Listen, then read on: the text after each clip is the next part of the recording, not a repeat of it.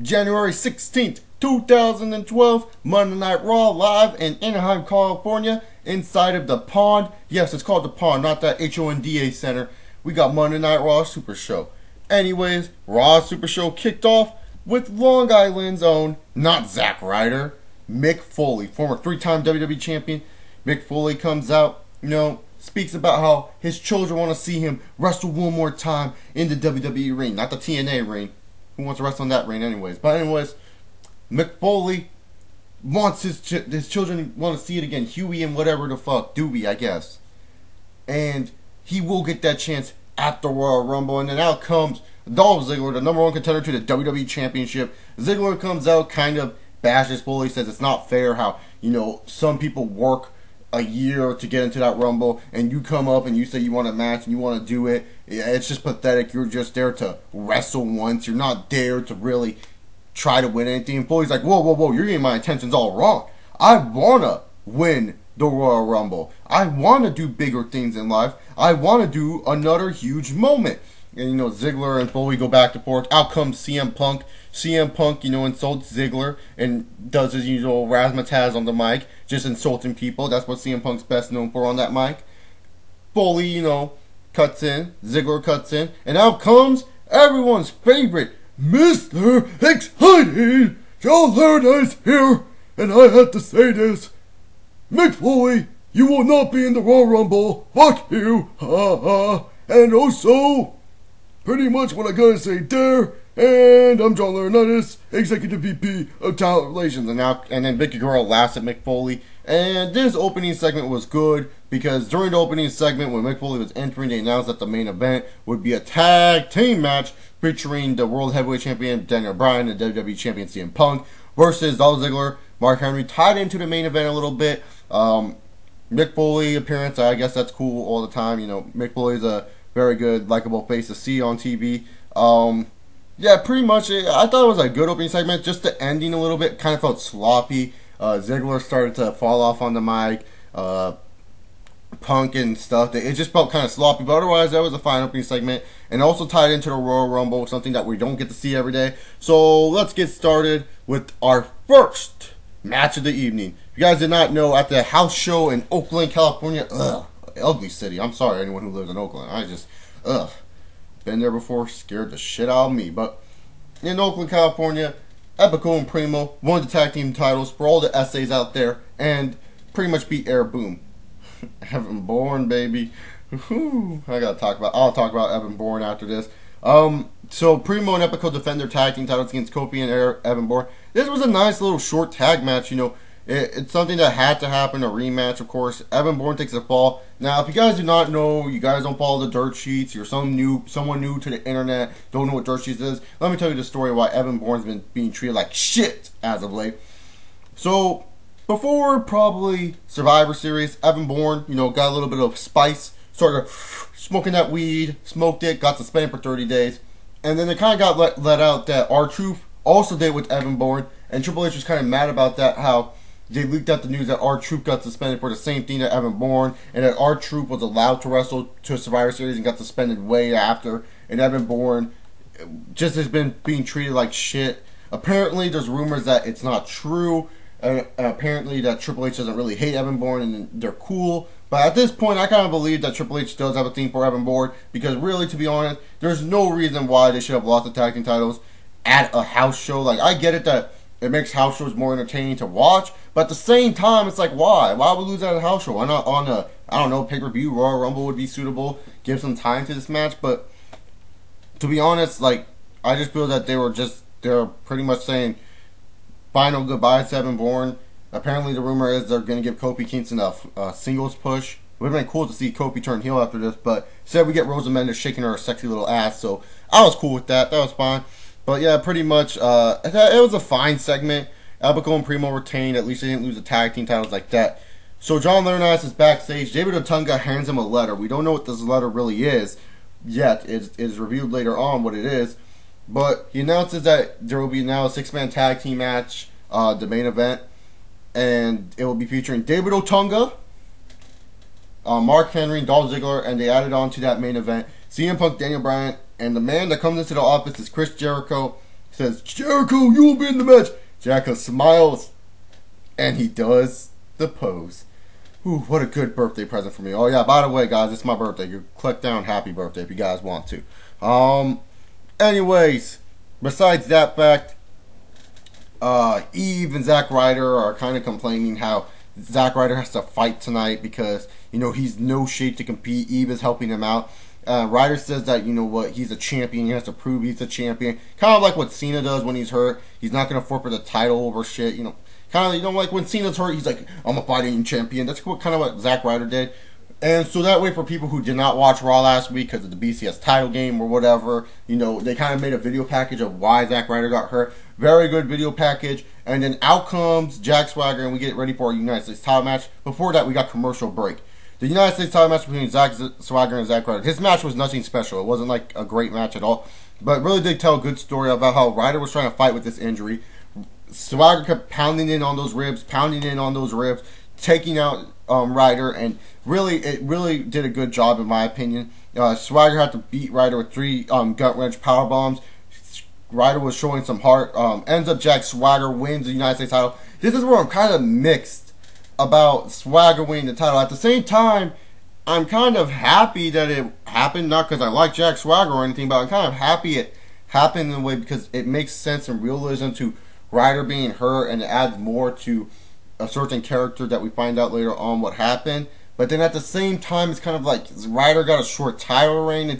It's a mixed emotions, that for sure. I did enjoy the segment. I did like it, but at the same time, it's kind of like, you know what I'm saying? It's like one half of me says, that was good, it made sense, and then the other half of me is like, why the fuck does Ryder win the title then? You know, it's just kind of mixed reaction, but hey, you know, what Jack Swagger, new United States champion. Congrats to Jack Swagger out there like he watches my videos.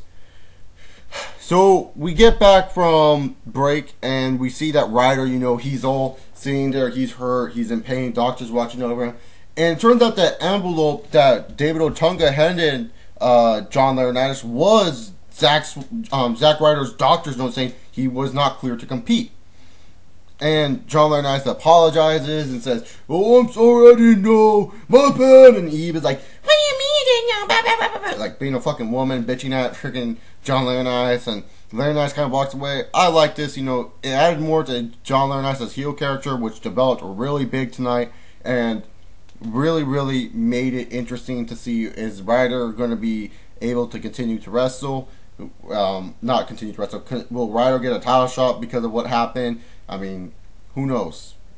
It's going to be interesting. But next up, we get probably the most useless segment of this Raw.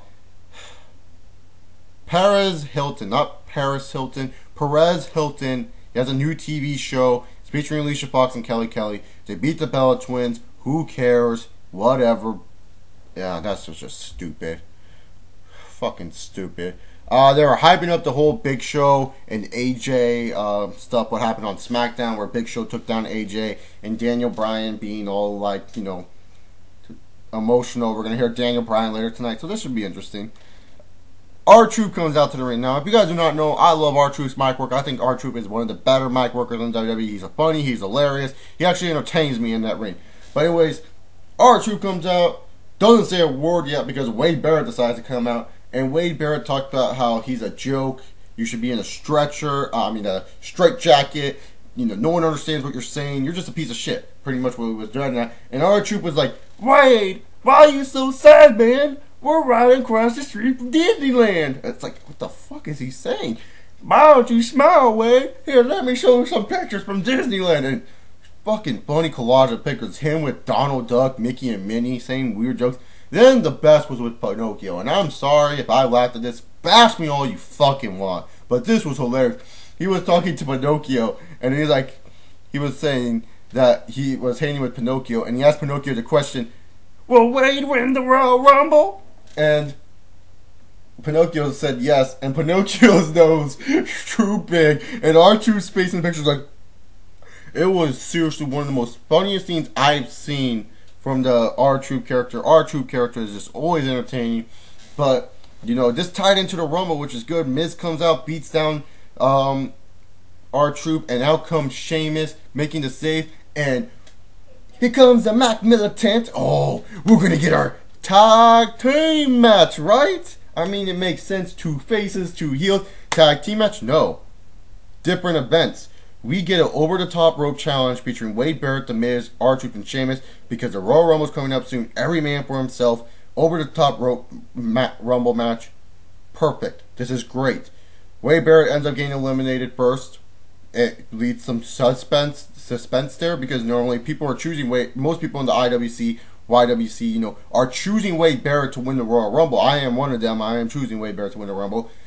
Sheamus and Miz start to do their own thing. R-Truth is kind of, doing whatever. He's in the corner and ends up eliminating both Sheamus and Miz, and R-Truth wins. And this is good because, to be honest, we're trying to hype up this Royal Rumble, and the Royal Rumble match is a huge matchup coming up soon, and it's a match that really makes or break certain stars.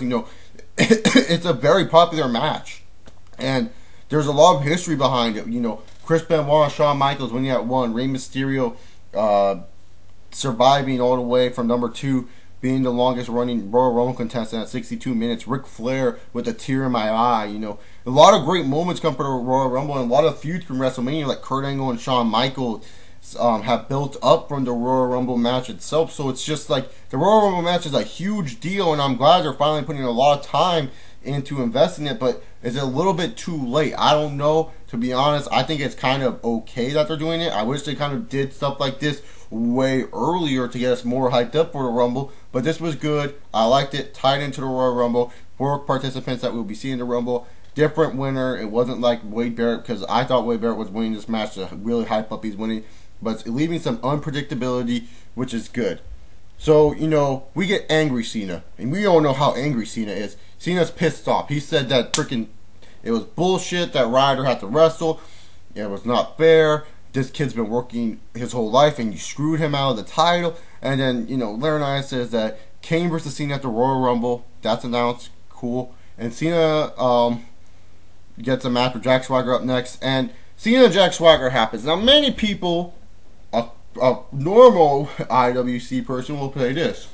Or just someone that hates Cena. This segment was stupid. Cena came out and beat up Jack Swagger, buried Swagger, and then Kane came out, was fucking awesome. Mass Kane, fucking didn't do shit though to Cena. It was stupid. Gay segment. Me, on the other hand, I'm not like that, and I look at other sides of the story, said this. I thought this was brilliant. Now, the reason why is because the whole time, and we gotta look at this as a perspective, not that Cena buried Swagger. Cena, the whole point of Kane and Cena is to embrace the hate. Let out that anger that you have going on with the WWE audience and everything going around you. Let it out and submerge with it. Become it. And that's what Cena did. He let out all this anger. He started beating the shit out of Swagger. Match should not even start. Cena getting pinned. He was about to destroy Swagger, and then Kane came out, said, "Very impressive, Cena. You're finally getting it. And when we meet at the Royal Rumble, you will learn to embrace the hate." And then, to me, that was brilliant. I really liked it. Very good segment for Raw. Interested in that Cena Kane storyline like always. So we go back to commercial. Daniel Bryan talks about AJ Lee. Says that AJ Lee is going to be fine, I guess. Says that, Big Show is nothing. He's a ugly monster. He's an ogre. That AJ Lee loves him, and he's going to dedicate the match on SmackDown against Mark Henry to AJ Lee. And really, to be honest, this was very good promo by Daniel Bryan. The problem is this. I get many people are saying he's turning heel, Chase. Don't be fucking stupid. Kind of came off as a face type of promo, if you ask me, saying that he's going to dedicate a match to the woman he loved. I mean, he didn't really technically. I know many people like the Lexman. He said that he used AJ Lee to retain his title. To be honest, Daniel Bryan was running away and Big Show collided into AJ Lee, and it seemed like a total accident. But Daniel Bryan's making fun of him. That came off heelish, and then it kind of came off facious at the end. I just don't know. The crowd is booing, so maybe he's getting that heel turn. I don't know, to be honest. Like, at this point, I just consider him a tweener. I don't even really consider him a full-time face or a full-time heel, but we'll have to wait and see what WWE does on SmackDown with him. But Daniel Bryan versus Mark Henry on SmackDown and not the Royal Rumble? Oh, God. But besides that, we get Daniel Bryan, Chris Jericho, and CM Punk versus Dolph Ziggler, Mark Henry, and David Otunga. Solid 6-man tag match. This match, oh God, there's a lot of good moments in this match. So, there's been that moment of, Jericho's going to be back in the ring. Is he have ring rust? And everyone's all waiting for that. And Jericho gets tagged by Punk. Ziggler's down and Jericho, yeah, come on, baby, yeah, and then walks out. Pretty much, that was hilarious. Enjoyed that. Just tags in Daniel Bryan. The way he did it was just genius to me. # tremendous.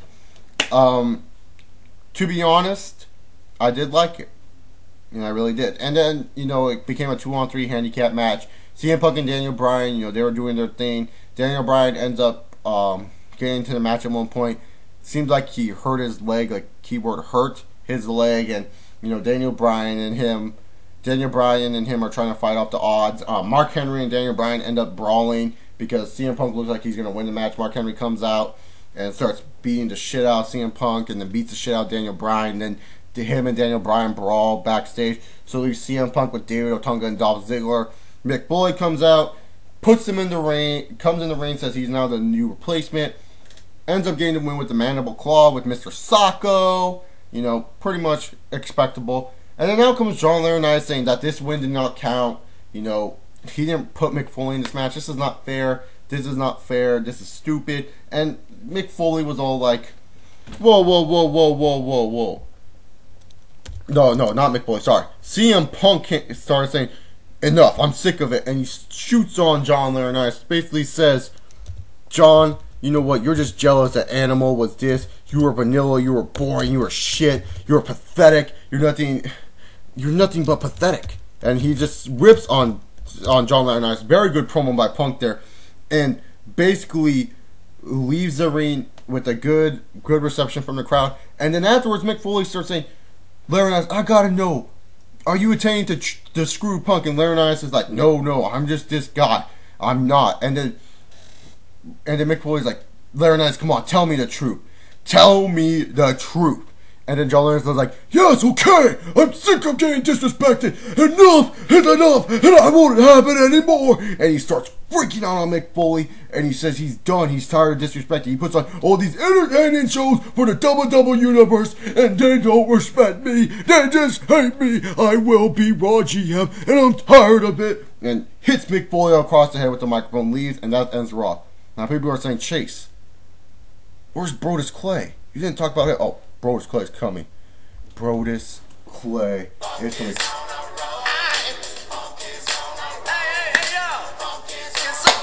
Gotta say the entertainment segment for the last. Brodus Clay came out to the ring, calling out his mama. Decided to dance, jiggle that ass. Oh yeah, he jiggled that ass, and not only did he do that, he jobbed out JTG. JTG, you suck. Brodus Clay, fuck the world.